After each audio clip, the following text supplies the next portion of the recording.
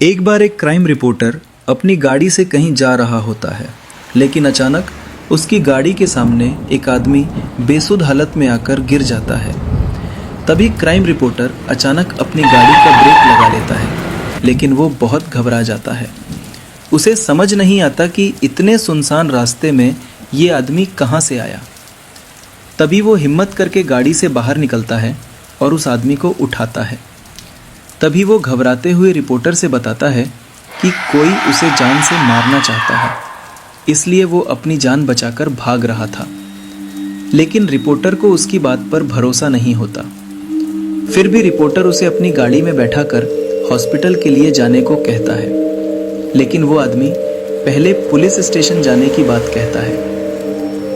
अब रिपोर्टर को थोड़ा उस पर भरोसा होने लगता है, लेकिन अब रिपोर्टर के दिल में ये ख्याल आ जाता है कि क्यों ना ये केस वो सुलझा दे और बाद में पुलिस को इन्फॉर्म करे।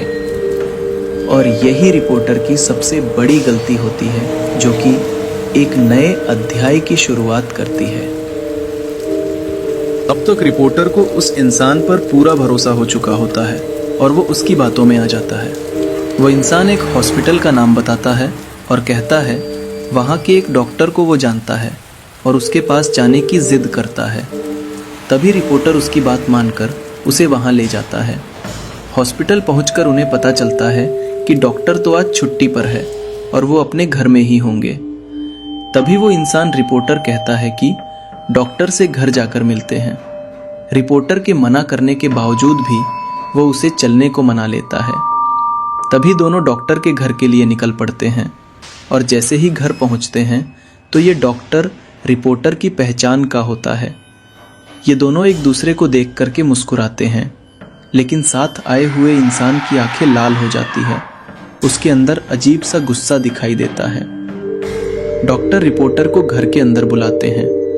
डॉक्टर घर में अकेले ही होते हैं और इतनी रात को अचानक इनके आने से डॉक्टर को कुछ अजीब लगता है।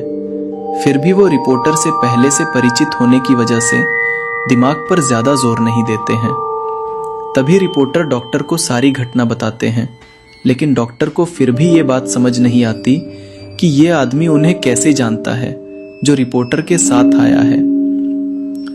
तभी वो इंसान डॉक्टर के बारे में कुछ पुरानी बातें बताता है, जिसकी वजह से डॉक्टर को भी यकीन हो जाता है कि वो इंसान सच बोल रहा है। शायद डॉक्टर ही उसे भूल गए होंगे। अचानक डॉक्टर उठकर कहते हैं, रुकिए, मैं आप लोगों के लिए चाय ले आता हूं। तभी वो आदमी कहता है, आप रहने दीजिए, मैं चाय बना देता हूं। आप मुझे अपने किचन का रास्ता बता दीजिए। लेकिन डॉक्टर को यह अनुचित लगता है तो वो उसे मना करते हैं, लेकिन वो इंसान काफी जिद करने लगता है तो डॉक्टर को मजबूरी में उसे किचन तक ले जाना पड़ता है और डॉक्टर उसे चाय का सामान देते हैं और बाहर चले जाते हैं। तभी वो आदमी गैस का रेगुलेटर ऑन करके किचन की सारी खिड़कियां बंद कर देता है और थोड़ी देर बाद डॉक्टर को आवाज देता है कि आपका लाइटर नहीं चल रहा डॉक्टर। जैसे ही किचन में आते हैं तो उन्हें गैस की बदबू आती है, लेकिन वो सामान्य बात समझकर उस इंसान से लाइटर लेते हैं और जैसे ही वो लाइटर जलाते हैं वो आदमी बाहर भाग जाता है और अचानक गैस की आग डॉक्टर को चपेट में ले लेती है। अचानक हुई ऐसी घटना से रिपोर्टर को कुछ समझ नहीं आता और वो रिपोर्टर उस आदमी के साथ घर के बाहर भागता है। रिपोर्टर ये घटना देखकर जल्दी से पुलिस को इन्फॉर्म करता है और साथ ही साथ फायर ब्रिगेड को भी बुलाता है, लेकिन तब तक बहुत देर हो चुकी होती है। घटनास्थल पर पुलिस के आने के बाद रिपोर्टर उस आदमी के साथ वहां से निकल जाता है और गाड़ी की स्पीड तेज करते हुए कहीं अकेले स्थान में जाना चाहता है। दरअसल ये सब देख करके उसका दिमाग घूम चुका था। उसे कुछ समझ नहीं आ रहा था कि ये सब क्या चाह रहा है। तभी अचानक बगल में बैठा हुआ आदमी उसकी गाड़ी का स्टीयरिंग व्हील घुमा देता है और गाड़ी रोड के किनारे एक खाई में चली जाती है। गाड़ी का इतना जबरदस्त एक्सीडेंट होने के बाद दोनों की हालत बहुत बुरी हो जाती है। दोनों खून से लथपथ दिखाई देते हैं।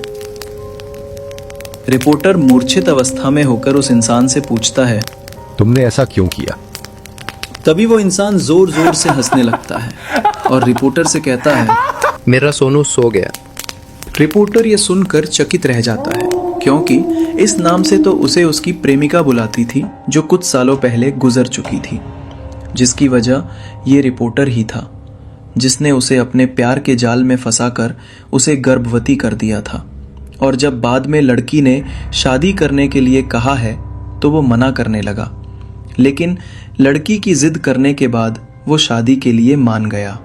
लेकिन लड़की को क्या पता कि ये तो केवल उसका दिखावा था और रिपोर्टर की मौत से ये कहानी खत्म हो जाती है।